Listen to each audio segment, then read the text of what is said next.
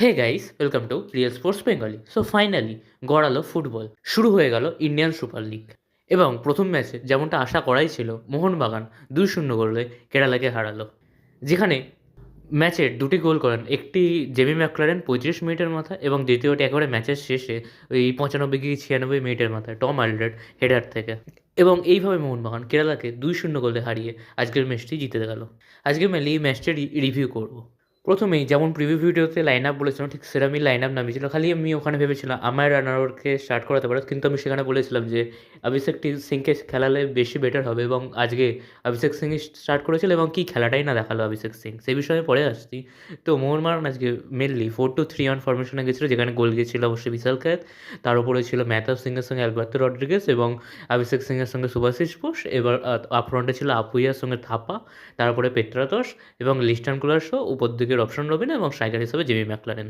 এবং লোবেরা খেলায় এতদিন আমরা মোহনবাগানের খেলা যেটা মিসিং দেখতাম, লোবেরা খেলায় ফাইনালি সেই খেলাটা দেখা গেল। লোবেরা টোটালি আজকে আক্রমণাত্মক ফুটবল খেলেছে, মানে অ্যাটাকের পর অ্যাটাক, অ্যাটাকের পর অ্যাটাক। ওই কথা আছে না, attack is the best form of defence, সেটাই আজকে প্রমাণ করেছে লোবেরা। যেখানে মোহনবাগান এক প্রকার বলতে সবাই অ্যাটাক করে গেছে, খালি পিছনে মেহতাব সিং ও অ্যালবার্তো রড্রিগেজই ছিল, ও আপিয়া তার উপরে ডিফেন্সিভ ব্লকার রোলটা খেলেছে। অর্থাৎ তিনজন পিছনে থাকার পর অভিষেক সিং, সুভাশিস বোস, সৌরভ থেকে তামার রানাওয়াটে সবাই এগিয়ে গিয়েছিলো এবং সবাই মিলে অ্যাটাক করতে থাকে। এবার যদি ম্যাচে আসে তো মোহনবাগান প্রথম থেকেই মোহন অ্যাটাক করতে থাকে ও মোহন অ্যাটাক দিয়েই ম্যাচটা শুরু করে।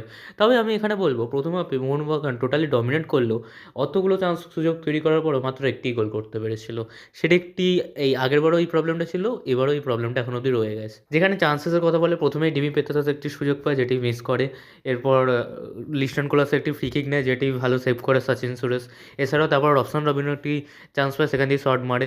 এবং ফার্স্ট হাফের শেষের দিকে পেত্রাতস দুটি কর্নার নেয়, যেখানে প্রথমে মেহতাব হেডার মিস করে ও সেকেন্ডে অ্যালবার্তো অত সুন্দর বলটা পাওয়ার পরেও সচিন সুরেশের হাতে বলটা দিয়ে দেয়। অর্থাৎ চান্সেস ক্রিয়েট হলেও মোহনবাগান গোলটা করতে পারছিল না। কিন্তু হাফ যে ড্রিঙ্কস ব্রেকের সময় লোবেরাকে এক প্রকার বলতে গেলে কিছুটা অ্যানিমেটেডও লাগছিলো, সেই সময় ভালোভাবে বোঝালো। এবং তারপরেই যখন খেলাটা শুরু হলো, খুব যদি ভুল না করি আপুইয়াই পাসটা দিল প্রথমে পেত্রাতসকে, এবং পেত্রাতস সুন্দরভাবে পাসটা দিল ম্যাকলারেনকে। প্রথমে বলটা বেরিয়ে গিয়েও ম্যাকলারেনের সুন্দর ফিনিশ এবং মোহনবাগান এক গোলে এগিয়ে গেল। ওই মুহূর্তে বলবো রফসান রবিনও শটটা মারতে যাচ্ছিল কিন্তু দাঁড়িয়ে যায়, এবং ম্যাকলারেনের বাঁ পায়ের সুন্দর একটি ফিনিশ ছিল। এইভাবে মোহনবাগান এক গোলে এগিয়ে যায়। অপর ক্ষেত্রে কেরালাকে সত্যি কথা বলতে খেলতেই দেয়নি মোহনবাগান। সত্যি বলতে কেরালা আজকের ম্যাচে ওই লাস্টের দিকে 70 থেকে 90 মিনিট এইটুকুনি টাইমে খেলেছিল, যেখানে ওরা ওই কেভিন ফিকু বলে একটা প্লেয়ার নেমেছিল, বেশ ভালো খেলছিল প্লেয়ারটা।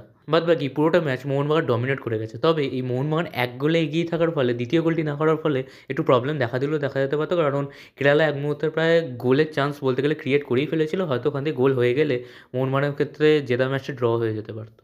এইভাবে এত অ্যাটাক করার পরেও মোহনবাগান প্রথম হাফটা এক গোলে শেষ করে, এবং দ্বিতীয় হাফ শুরু হওয়ার সময় মোহনবাগান একটি চেঞ্জ করে, যেখানে সুভাশিস বোসকে বসিয়ে আমায় রানাওয়াড়ে নামে।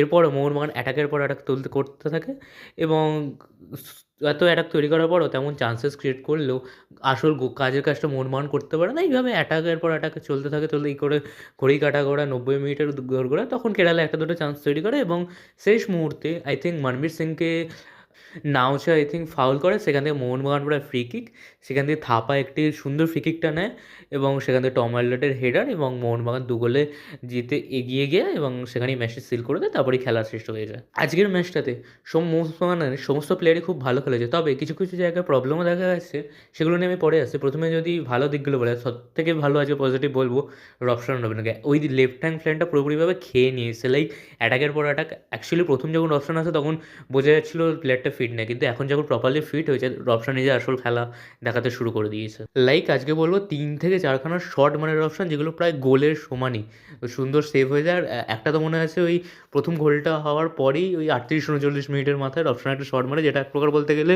গোল লাইনই সেভ করে কেরালার প্লেয়ারটা। লাস্টের দিকে রফসানকে দেখে মনে হচ্ছিল একটু হয়তো হাঁপিয়ে গেছে, বাট নো ডাউট রফসান হচ্ছে ভালোই খেলেছে। অপরদিকে অভিষেক টেকচাঁদ কী না খেলেছে, লিস্টনের সাথে কি সুন্দর লিঙ্ক ব্যাক প্লেটা করেছে, এত সুন্দর ওভারল্যাপেন রান করছিল। অ্যাকচুয়ালি বোঝা যাচ্ছিলো এই প্লেয়ারটার স্কিল আজকে।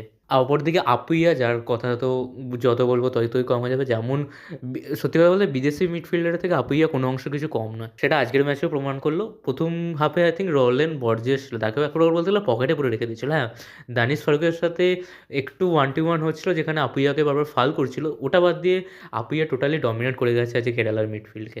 এবং তাছাড়াও থাপার খেলাও বেশ ভালো রেখেছে, বেশ ভালো লিঙ্ক আপ প্লেটা থাপা আজকে করছিল। এবং হ্যাঁ, লাস্টে ওই সুন্দর ফ্রি কিকটাও না, যেখানে সেকেন্ড গোলটা হয়। অপরদিকে পেত্রাদাসের খেলাও ভালো দেখেছি। অনেকদিন পর আবার আগে পেত্রাদাসের কিছুটা রূপ পাওয়া গেল, কিন্তু সেটা কতটা এফেক্টিভ ছিল সেটা নিয়ে অবশ্যই প্রশ্ন থেকে যাবে। যেখানে প্রথম গোলটার পিছনে পেত্রাদাসের অবশ্যই অ্যাসিস্ট ছিল, বাট তার ছাড়া পেত্রাদাস যে শট মেরেছে, হ্যাঁ একটা মনে আছে লং রেঞ্জার শট নিয়েছিল, ভালো অ্যাটেম্প্ট করেছে, কিন্তু এফেক্টিভনেসটা নিয়ে প্রশ্ন রয়েই যাবে।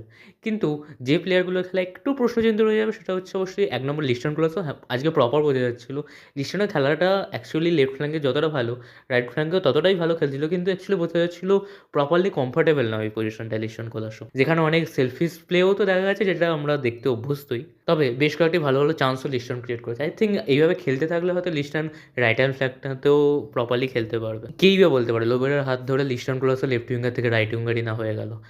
অপরদিকে মেহতাব সিংয়ের খেলাটা আমার আজকে একটু আপস অ্যান্ড ডাউনস লেগেছে, যেখানে প্রথম হাফে কেরালা ওই যে একটি মাত্র সুযোগ পায়, সেটাও আছে মেহতাব সিংয়ের একটি মিস পাস থেকে। বাদবাকি খেলা মেহতাবেরও যথেষ্ট ভালো লাগে। এবং সেকেন্ড হাফে যখন অ্যাকচুয়ালি কেরালা চাপ তৈরি করতে শুরু করে, তখন লোবেরা ডবল বিদেশের সেন্টার ব্যাকে চলে যায় এবং মোহনবাগান ভালো ডিফেন্স করে তখন আটকে দেয়। তো এই ছিল আজকের ম্যাচ। অ্যাকচুয়ালি মোহনবাগান আজকে প্রপারলি টিম গেম খেলেছে এবং প্রপারলি অ্যাটাকিং ফুটবল খেলেছে, যেটা কোচ জোসে মলিনার আন্ডারে আমরা অ্যাকচুয়ালি মিসিং দেখতাম। এবং একটি লোবেরার আন্ডারে লোবেরার মতনই জয় তুলল মোহনবাগান। তো আজকের ম্যাচের বিষয়ে আপনাদের কি মতামত অবশ্যই কমেন্টে জানান। আজকের মতো এইটুকুনি বন্ধুরা, আবার আসছি নতুন ভিডিও নিয়ে। টাটা।